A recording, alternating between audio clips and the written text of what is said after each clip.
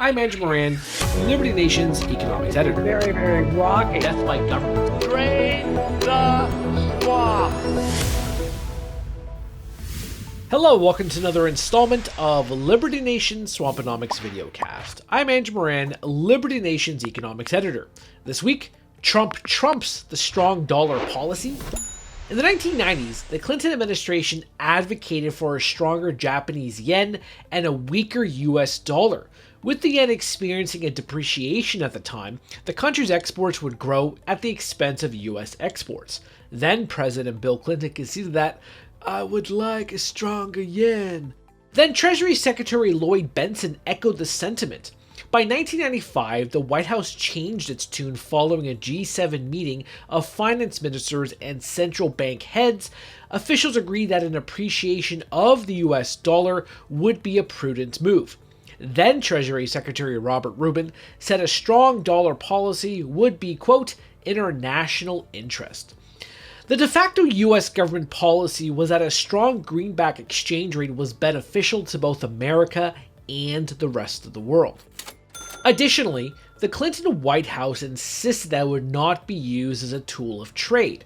Of course, it has been weaponized for entirely different reasons, but that's a discussion for another Swamponomics episode. Fast forward to the present, and the United States is having another discussion about the 3-decade-old strong dollar policy. The US dollar recently surged to a 34-year high against the Japanese yen.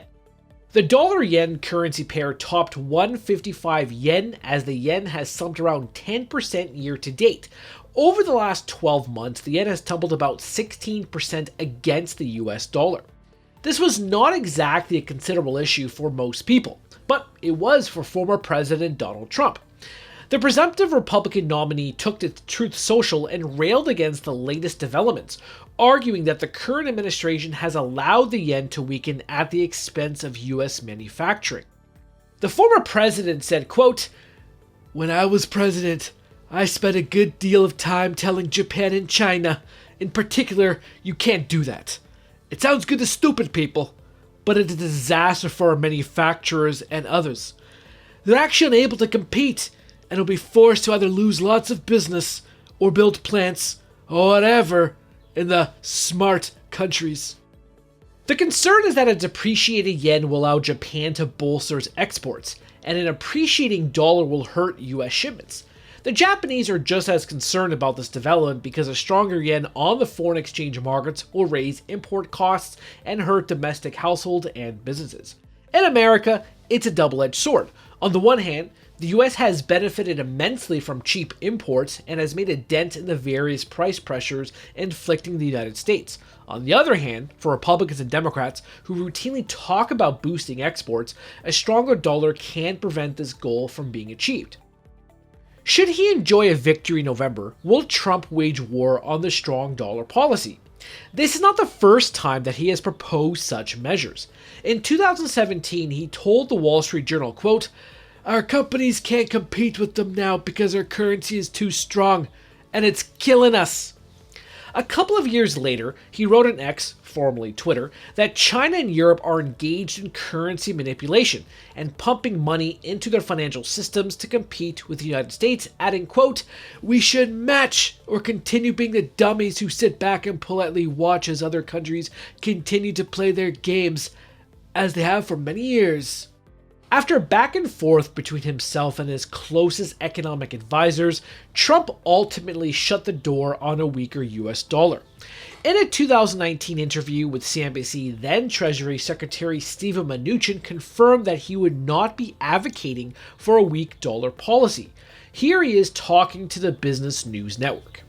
I think the dollar is the reserve currency of the world. It's in our interest. We want to maintain it. A stable dollar is very important. And over the long-term period of time, again, the long term, I do believe in a strong dollar, which signifies a strong U.S. economy, a strong stock market. A couple of weeks following this interview, Trump confirmed to reporters that there would be no need to devalue the US dollar. Here he is talking to the press in August 2019. Administration devalue the U.S. dollar. No, we don't have to. We have such a strong dollar. The problem is our dollar's at a level that it makes it hard, but the advantage to doing what we have is money is pouring in. But we have the greatest currency in the world. No, I wouldn't do that. Many of his inner circle have been talking once again that a weaker dollar could be beneficial to the US. Politico recently penned an article titled "Trump Trades Advisors Plot Dollar Devaluation."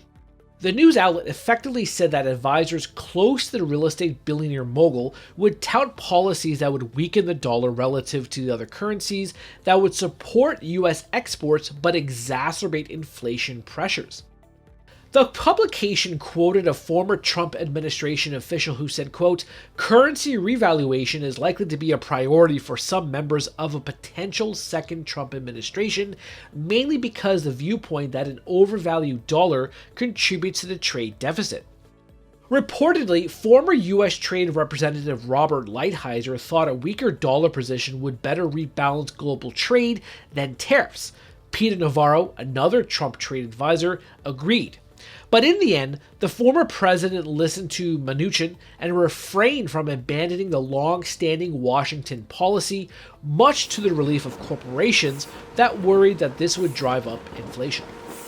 If a Trump 2.0 administration were to consider instituting this policy, it would be fascinating to observe the geopolitical fallout. After years of Washington designating other countries as currency manipulators, perhaps other nations would follow suit and turn the tables on the US, and then respond by cutting interest rates, imposing tariffs, and or subsidizing domestic producers.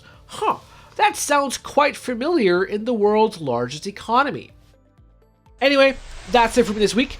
Please read my full Swamponomics column on the pages of LibertyNation.com, and be sure to check out my previous Swamponomics TV videos and interviews. Thank you. I'm Andrew Moran, Liberty Nation's economics editor. Very, very rocky. That's my government. Drain the swamp.